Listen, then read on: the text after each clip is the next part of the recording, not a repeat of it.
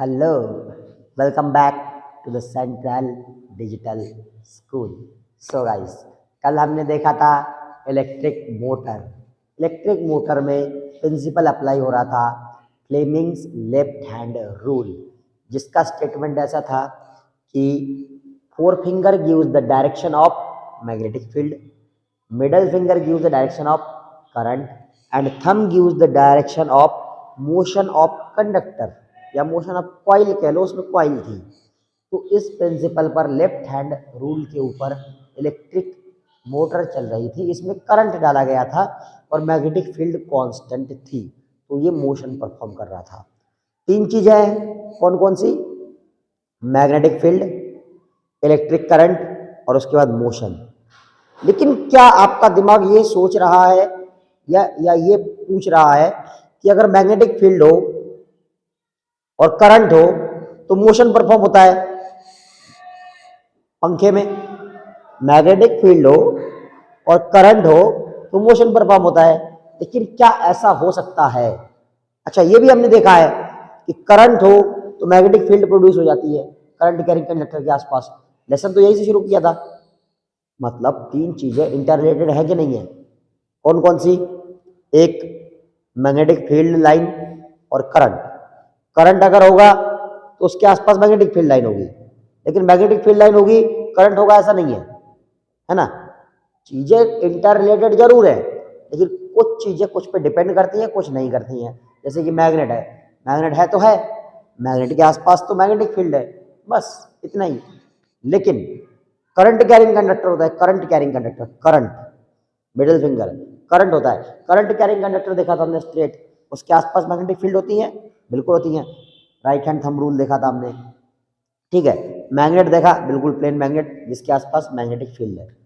Current देखा, current carrying conductor, straight current carrying conductor, right hand thumb rule लग रहा था, उसके आसपास मैग्नेटिक फील्ड है।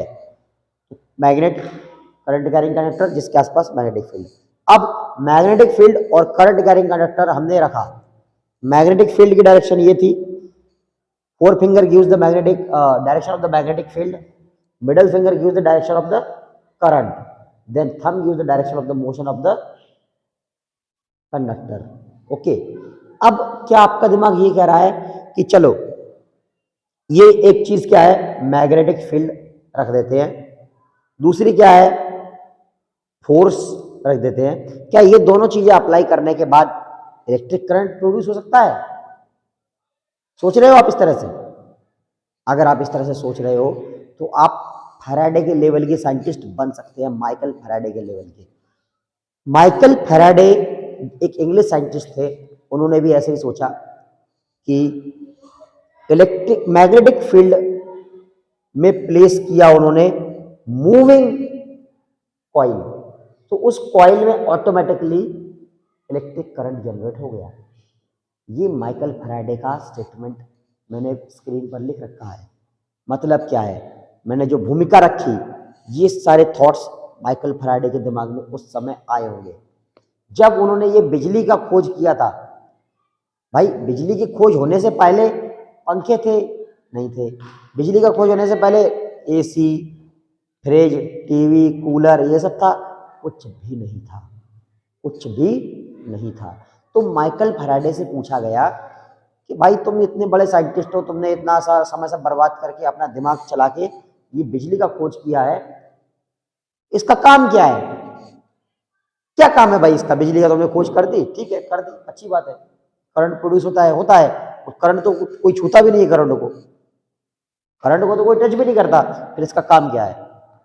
माइकल फैराडे, जो कि एक बहुत महान वैज्ञानिक थे, उन्होंने कहा एक बच्चा होता है, जो बच्चा अभी हाल ही में पैदा हुआ है, उसका यूज क्या है? बताइए, कुछ यूज है? कोई यूज नहीं है। सारी चीजें उसके मुंह तक ले जानी पड़ती हैं, पानी, दूध, और सब उसको हवा करो, नहलाओ धुलाओ, उसको मालिश आलिश करो, तेल काजर। 1 साल तक तो कुछ भी आउटपुट नहीं देता। 1 साल बाद वो थोड़ा बहुत इधर उधर मूवमेंट करता है, थोड़ा रेंगता है। कुछ बच्चे 8-9 महीने पे भी रेंगने लगते हैं, चलने 9 महीने के तो चलने लगते हैं, 9-10 महीने के बच्चे। 7-8 महीने के बच्चे चलने लगते हैं, तो 3-4 महीने के रेंगने लगते हैं, तो वो कोई आउटपुट देता है? नहीं देता।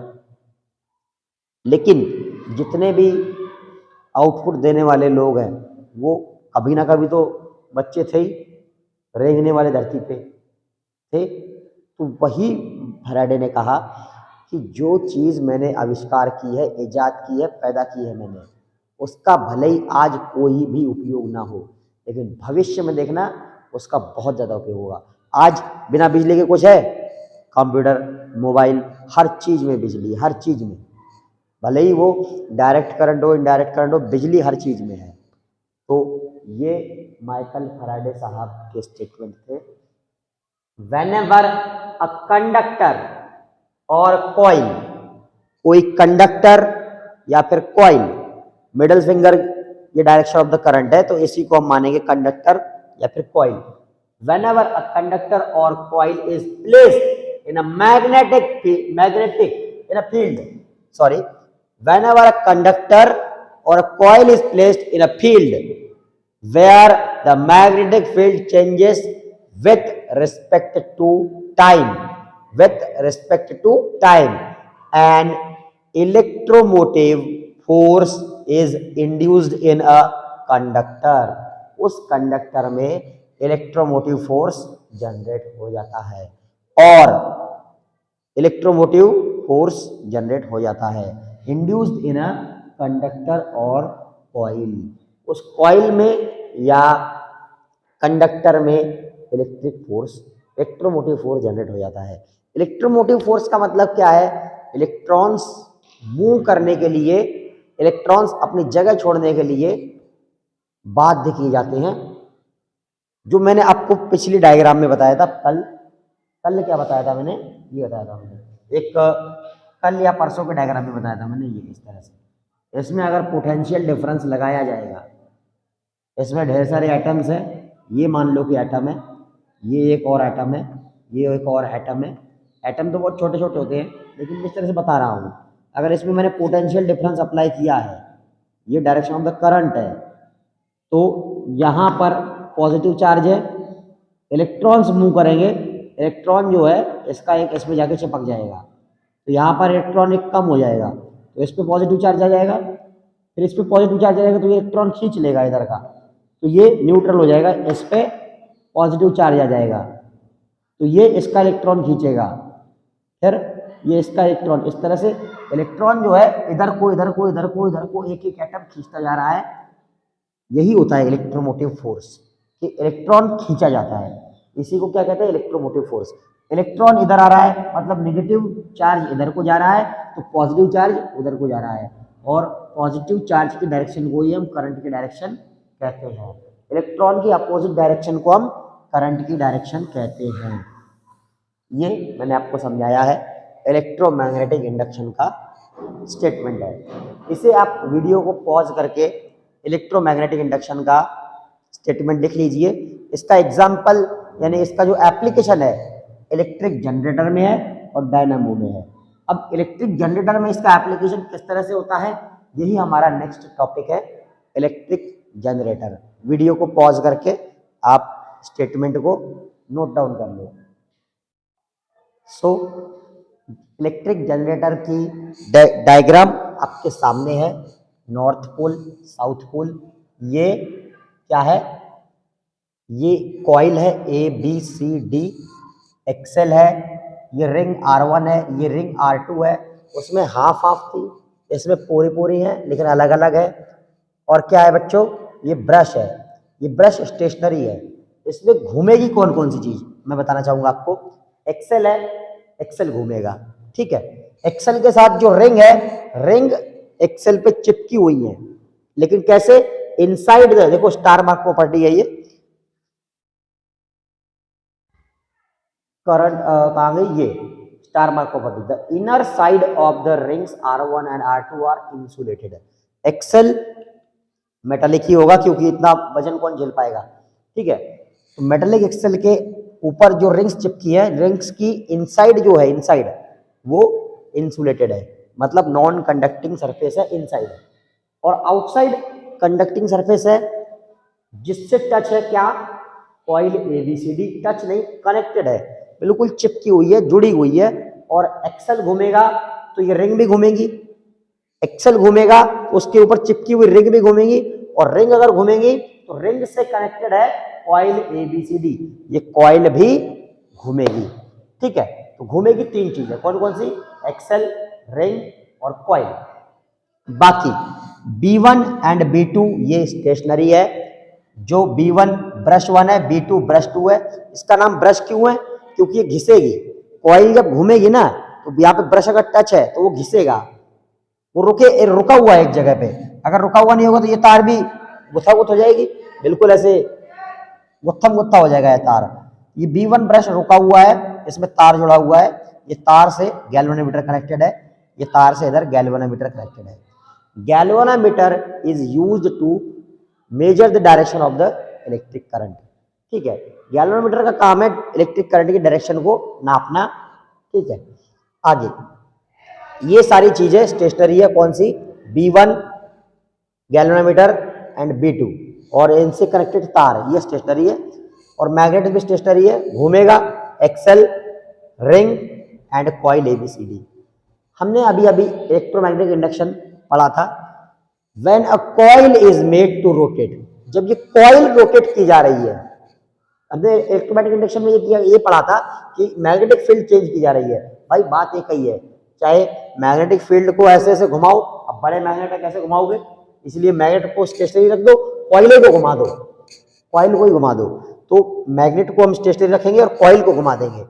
तो जब कॉइल को घुमाएंगे तब भी जो कंडक्टर में मैग्नेटिक फील्ड चेंज हो रही है, यहाँ पर नॉर्थ पोल, यहाँ पर ज्यादा, नहीं यहाँ पर नॉर्थ पोल, यहाँ पर खत्म मैग्नेटिक फील्ड, यहाँ पर साउथ पोल, नीचे जाके फिर खत्म, फिर नॉर्थ पोल, फिर खत्म, फिर साउथ पोल, फिर खत्म। इस तरह से कॉइल घूमती रहेगी। अगर हम AB कंडक्टर की बात करें तो नॉर्थ पोल, फिर मैग्नेटिक फील्ड खत्म, साउथ पोल, फिर खत्म, फिर नॉर्थ पोल, इस तरह से।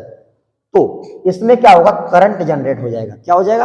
करंट जनरेट हो जाएगा। तीन चीजें हैं डिपेंडेंट है, एक direction of the motion of the conductor, ये direction of the motion of the conductor, okay, magnetic field की डायरेक्शन, और ये use right, then middle finger use the direction of the current. अब वर्किंग में मैं इसको आपको समझाऊंगा कैसे वर्क करेगा इलेक्ट्रिक जनरेटर। पहले आप कंस्ट्रक्शन देख लो, प्रिंसिपल देख लो। When a coil is made to rotate inside the constant magnetic field, यहाँ पर मैग्नेटिक फील्ड को मैंने कांस्टेंट रखा है और कॉइल को ही घुमा रहा हूं, generates current in the coil. Coil में क्या है? करंट जनरेट हो जाता है। कंस्ट्रक्शन क्या है? Place two stationary magnets as shown in figure. जैसे कि आपको फिगर में दो स्टेशनरी मैग्नेट दिखाए गए हैं, रख दो। Place a coil ABCD in such a way that the two ends are connected to rings R1 and R2.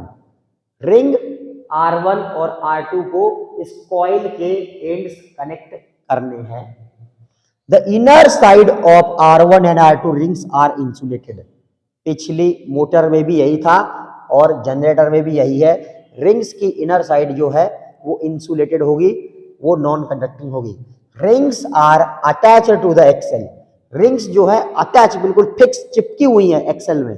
Rings are attach to the axle which is made to rotate the system consist of coil, rings and axle. Coil, ring और axle, इन तीनों चीजों से बनी हुई system को घुमाया जाएगा। Current is generated in the coil on rotating the axle. ये हालांकि वर्किंग वाला टॉपिक है, लेकिन मैंने यहां पे लिख दिया, समझ में आ जाना चाहिए। करंट जो है कॉइल में बन जाएगा।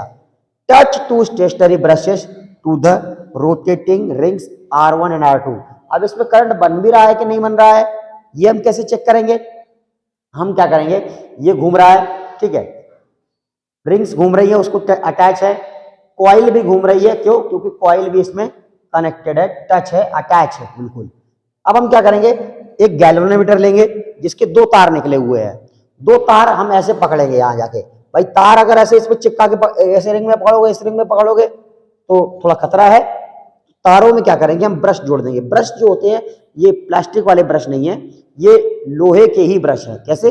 लोहे के ही है, कंडक्टिंग मटेरियल कॉपर के मान लो, कॉपर के ही ब्रश है, हमने तार को कनेक्ट किया कॉपर के ऐसे ब्रश से। क्यों? क्योंकि ये रिंग घूम रही है, अगर ये रिंग घूम रही है तो तार तो छिल छिल के खत्म हो जाएगा। तार खत्म ना हो इसीलिए हमने तार को कनेक्ट किया ब्रश से, और ब्रश जो कि इतना बड़ा मोटा सा है मान लो, तो वो जल्दी खत्म नहीं होगा, वो over the period of time महीना 2 महीना चल जाएगा। ठीक है, तो वो ब्रश जो है, ब्रश का मतलब है कि वो घिस रहा है उसमें जाके स्प्लिट रिंग और रिंग में, तो वो है तो कंडक्टिंग, उसमें हमने तार जोड़ दिया और वो हमने ब्रश को और वो रिंग को जाके टच कर दिया। एक कॉपर का टुकड़ा हमने उसको टच कर दिया तो जल्दी खत्म नहीं होगा। अगर वायर पकड़ते तो वो जल्दी खत्म हो जाता, और वायर पकड़ते कैसे? वायर तो टर्न भी हो जाती है, हो सकता है कि कुछ देर बाद वो खत्म ही हो जाए घिस के, और फिर उसमें गैप हो जाए। गैप होने की वजह से क्या होगा?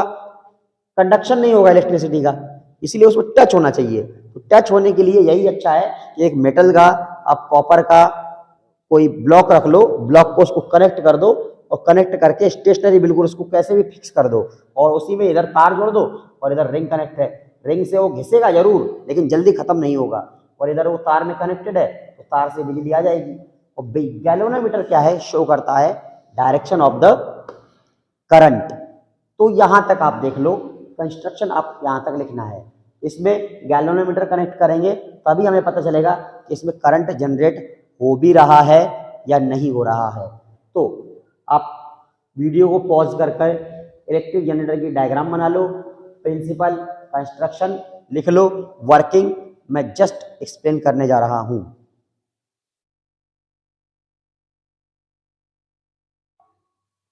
Guys, here is the working of the electric generator. Axle is made to rotate with mechanical energy. इस एक्सेल को चाहे डैम का पानी हो या विंड एनर्जी हो, कैसे भी रोटेट किया जाता है मैकेनिकल एनर्जी से। जो डैम का पानी है वो एनर्जी भी मैकेनिकल एनर्जी होती है, विंड की एनर्जी होती है वो भी मैकेनिकल एनर्जी होती है, उससे एक्सेल को रोटेट किया जाता है। Side A B is made to rotate upward. देखो इस तरह से अगर घुमाया जा रहा है, ये जो फिगर है यहाँ नहीं है, नीचे रखा हुआ है। ठीक है, यहाँ ये फिगर ऐसे नीचे रखा हुआ है, इसको इस तरह से घुमाया जा रहा है एक्सेल को। जब एक्सेल को इस तरह से घुमाया जा रहा है तो मोशन ऊपर की तरफ जा रहा है। मैंने बताया है कि मोटर में जो लगता है वो लेफ्ट हैंड रूल लगता है फ्लेमिंग्स का, लेकिन जनरेटर में जो रूल लगता है वो राइट हैंड रूल लगता है। कौन सा? राइट। वहां बिजली इंसर्ट की जाती थी और मोशन होता था, यहाँ मोशन हो रहा है और बिजली जनरेट की जा रही है। तो इसमें देखो बच्चों, डायरेक्शन ऊपर की तरफ जा रहा है, ये ऐसे रखा है ना, तो ये ऊपर की तरफ जा रहा है। तो मैंने direction of the conductor, motion of the conductor, thumb gives the motion of the conductor. Okay, thumb gives the motion of the conductor. N2S is the direction of the magnetic field, 4 finger gives the direction of the magnetic field. ये मैंने लगा दी 4 finger की direction of the magnetic field. ऊपर की तरफ जा रही है कॉइल, मैग्नेटिक फील्ड जा रही है north to south. Now middle finger gives the direction of the current, ये इधर की तरफ करंट जा रहा है, इधर की तरफ। तो ये करंट इधर की तरफ जा रहा है, ए से बी की तरफ, ए से बी की तरफ जा रहा है। जब ये रोटेट होकर यहां आ जाएगा, मैग्नेटिक फील्ड की डायरेक्शन यही रहेगी, मैग्नेटिक फील्ड की डायरेक्शन यही रहेगी, लेकिन ये घूम के नीचे की तरफ जाएगा, तो ये डायरेक्शन, मोशन की डायरेक्शन ये होगी। तो middle finger gives the direction of the current. अब करंट इधर की तरफ जा रहा है, पहले ए से बी जा रहा था, अब इधर से इधर जा रहा है, आपकी तरफ आ रहा है। तो आपकी तरफ अगर आ रहा है तो ये यहाँ पर आ जाएगा, बी यहाँ पर हो जाएगा, ए यहाँ पर हो जाएगा, तो बी टू ए आ रहा है। ठीक है, पहले ए टू बी फिर बी टू ए, पहले ए टू बी फिर B to A, A to B B to A. तो ये जो चेंज हो रहा है इसे कहते हैं alternating current, A to B B to A, A to B B to A. तो ये जो डायरेक्शन चेंज हो रही है इसे कहते हैं अल्टरनेटिंग करंट, और इसे एसी जनरेटर भी कहते हैं। तो गाइज ये लेसन खत्म हो चुका है, इसमें बस छोटा सा सर्किट डायग्राम और बचा है। अगले लेक्चर में सर्किट डायग्राम मिल जाएगा। अगर आपको ये लेक्चर पसंद आ रहा हो, पूरा लेसन पसंद आ रहा हो, तो मात्र 50 रुपये फीस है, आप इस लेसन को सब्सक्राइब कर लीजिए।